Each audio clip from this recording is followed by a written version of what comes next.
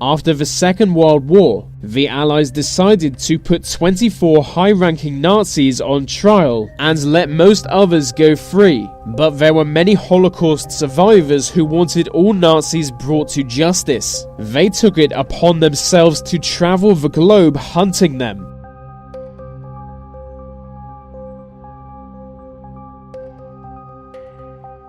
Adolf Eichmann was a major figure of the Holocaust. He oversaw the transportation of victims into concentration camps. When the war ended, Holocaust victims named him as a notorious figure. But Eichmann had escaped Germany under the name Ricardo Claret. He fled to Argentina and his family soon followed. The Nazi hunters would also follow soon. There was a German man living in the same city as Eichmann. He came to Argentina before the war began, and he recognized Adolf Eichmann. So he contacted the Nazi hunters and told them Eichmann was in Argentina. They soon learned that Eichmann's family were living with a man called Ricardo Claret. It wasn't long before they realized it was him. A group of Nazi hunters went to Argentina, kidnapped him, took him to Israel, and put him on trial. In the first ever televised trial, he was given the death sentence. Abba Kovner was a Jewish poet who was able to escape the Nazis. In 1945, he founded a group called the Avengers. It was made up of 60 Holocaust survivors who wanted revenge against the Nazis. After identifying a former Nazi, they would approach him disguised as police officers. After gaining his trust, they would strangle him to death. They wanted to kill as many Nazis as possible, so they resorted to mass murder. In 1946, they poisoned 3,000 loaves of bread in German POW camps. Several hundred died from it. It's unknown how many Nazis they killed, but it could be in the thousands. Investigations into them have been suspended as they only target former Nazi officials. Before the war ended, the Nazis built a system of escape routes. They knew escape would be needed if they were to lose the war. Their escape route system came to be known as rat lines. Rat lines mostly led to South America, where many Nazis fled, but some led to the Middle East. Aloy Brunner fled to the Middle East. In return for asylum, he taught the Syrian secret police new methods for interrogation. The most common route was first to Spain and then to Argentina. It's thought there were thousands of Nazis in Spain in 1946. The rat lines were operated by small groups of former SS agents. We don't know much about these groups. Otto Skorzeny escaped from jail with the help of one of these groups. He fled to Argentina, eventually becoming a bodyguard to the president's wife.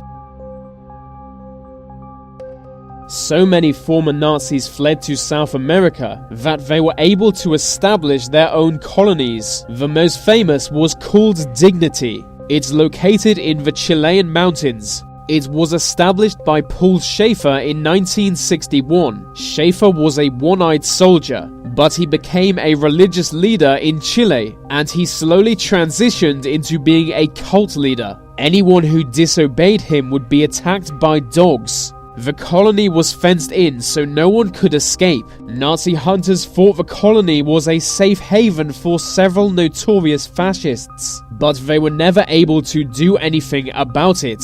It was also a safe haven for child molesters. Amazingly, it still exists.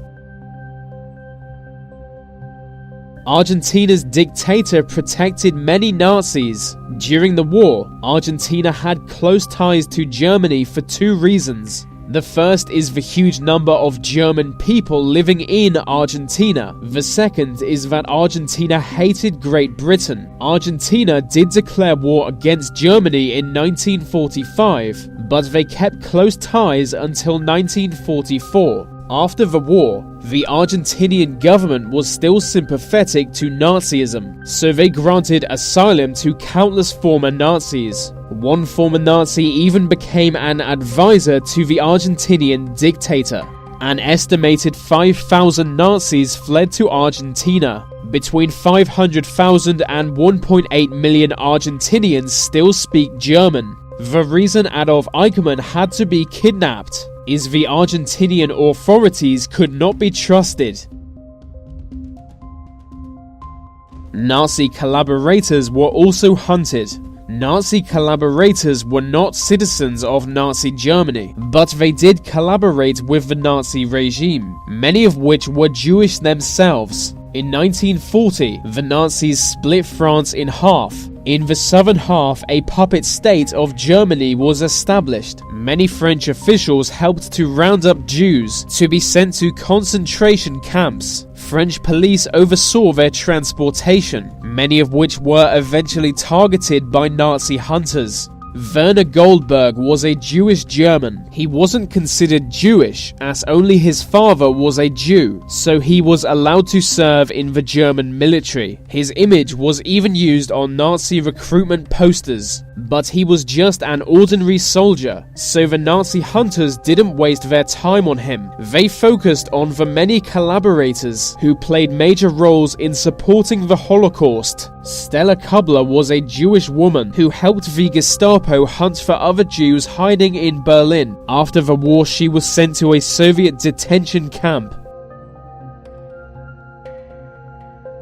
There is a branch of the French military called the Foreign Legion. It was created in 1831 so that foreign people could join the French military. These days, French citizens can also join, but most are still recruited from other countries. They train in the deserts of North Africa, in some of the world's toughest conditions. Any Foreign Legion soldier can receive French citizenship after 3 years of service. In the past, they would also be given a new identity. This is why some Nazis joined the Legion after the war. It was the best way for them to evade justice, especially for those who already were soldiers. Foreign Legion officers actually went into German POW camps looking for new recruits.